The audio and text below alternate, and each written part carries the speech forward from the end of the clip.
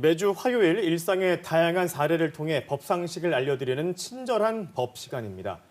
얼마 전 뇌출혈 아버지를 방치해 숨지게 한 20대 청년에 대한 재판이 큰 관심을 모았습니다. 이번 사건의 판결 내용과 우리 사회에 남긴 점은 무엇인지 최지연 변호사와 함께 알아보겠습니다. 변호사님 어서 오십시오. 네, 어서 오십시오. 자, 우선 지역에서 발생한 이 22살 청년 존속 살해 사건, 어떤 사건이었는지 정리를 먼저 해주시죠. 네, 22살 청년이 뇌졸중으로 쓰러진 아버지를 1년 가까이 돌보다 치료를 중단하고 방치해서 숨지게 했다는 이유로 존속살해 혐의로 재판에 넘겨졌습니다. 이 청년은 치료비 부담 때문에 아버지의 병원 치료를 중단하고 집에서 홀로 돌보고 있었는데요. 아버지는 왼쪽 팔다리가 마비되어서 혼자서는 거동이 불가능했고 또 콧줄로 치료식을 공급받고 기저귀도 갈아야 하는 상황이었습니다. 몇 주간은 치료식과 약을 제때 주지 않다가 마지막 8일 동안은 아예 아버지를 방에 버려둔 채 들어가지 않고 방치했다고 하는데요.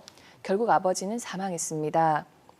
1심에서는 이 청년에 대해서 존속살해죄를 인정해서 징역 4년을 선고했고 최근 선고된 항소심에서도 청년의 항소를 기각했는데요. 현재 청년은 대법원에 상고한 상태입니다.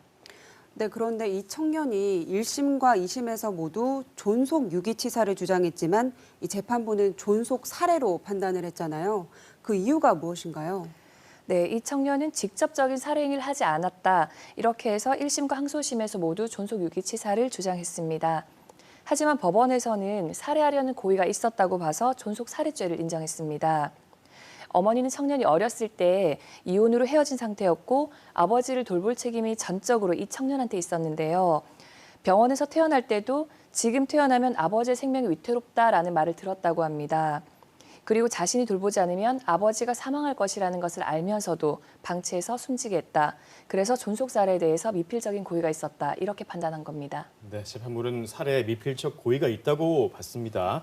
그런데 이 존속 살해의 경우 법정형이 7년 이상이지 않습니까? 근데 이 청년은 4년의 징역형을 선고받았습니다. 그 이유는 뭔가요?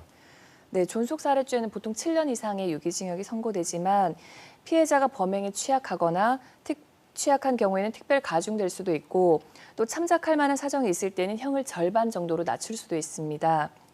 재판부에서는 비난을 받아야 할 사건임은 분명하지만 이 청년이 초범인 점 그리고 어린 나이로 경제적 능력이 없어서 삼촌의 도움을 받다가 더 이상 도움을 받을 수가 없어서 아버지의 퇴원을 어쩔 수 없이 결정을 했고 그리고 아버지의 사망을 위해서 적극적인 행위를 하지는 않은 점 그리고 아버지를 방치한 것에 대해서 반성을 하고 있고 또 깊은 죄책감을 안고 살아갈 것으로 보이는 점을 종합적으로 고려해서 권고형의 하한인 5년보다도 낮은 4년을 선고했다고 밝혔습니다. 네, 이처럼 이 간병 부담으로 인한 사건들이 끊이지 않고 있는 것 같습니다.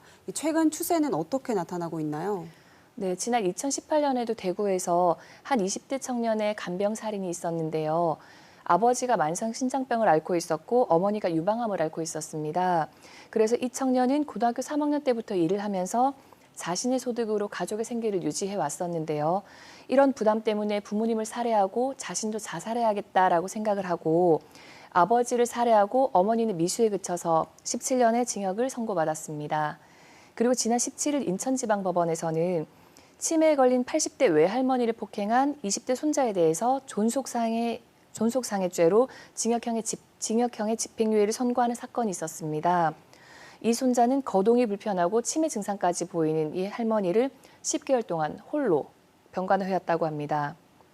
간병살인에 대한 공식적인 집계는 없지만 한 신문사가 2006년부터 2018년 7월까지 판결문, 언론보도, 그리고 중앙심리부검센터 자료를 파악한 결과 간병살인 범죄가 총 108건이었다고 하는데요.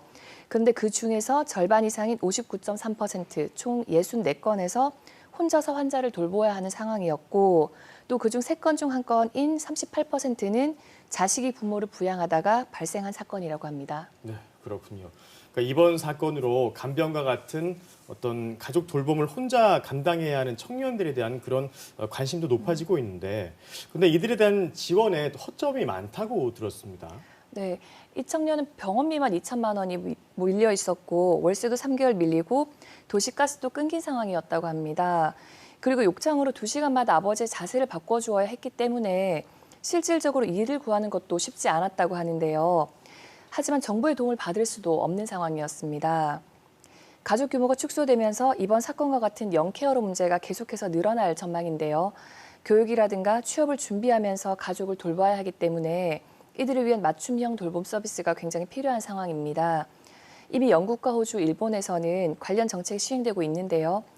대선 주자를 비롯해서 정치권이 관심을 보이고 있는 만큼 실질적인 대책으로 이어질지 한번 지켜봐야겠습니다. 예, 오늘 말씀은 여기까지 듣겠습니다. 친절한 법 최지연 변호사와 함께했습니다. 고맙습니다.